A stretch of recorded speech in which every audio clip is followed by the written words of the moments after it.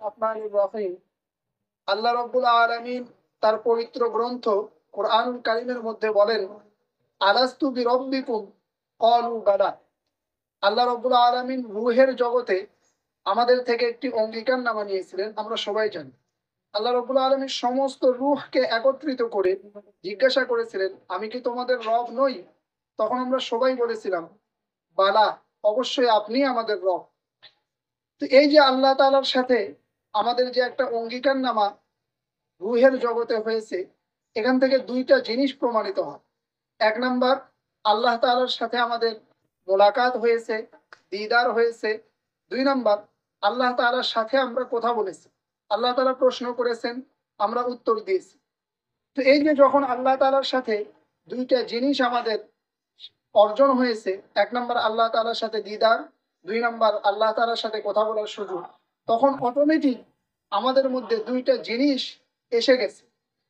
এক নাম্বার, আল্লাহ তাআলার সাথে দিদার এবং কথা বলার কারণে আমাদের মধ্যে আল্লাহ তাআলা ইলম অর্জন করার শক্তি দিয়েছে।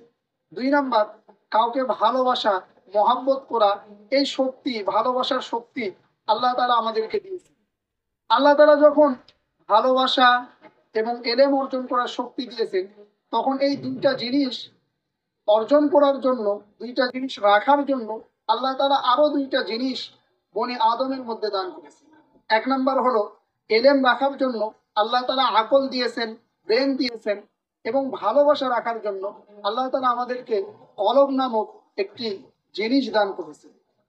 এবং আল্লাহ তাআলা এই যে কলব এবং আকল আমাদেরকে দিয়েছেন, এই কলব আর আকলকে আমরা ঠিক রাখার জন্য, আমরা যেন ঠিক রাখতে পারি, এজন্য আল্লাহ তাআলা আরো দুইটা জিনিস দান করেছেন।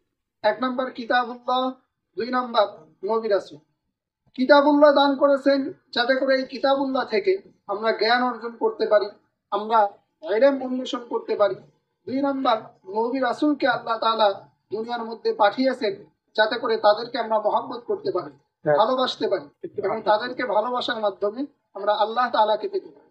আল্লাহ তাআলা আমাদের সবাইকে বুঝে এর উপর আমল করার তৌফিক দান করুন।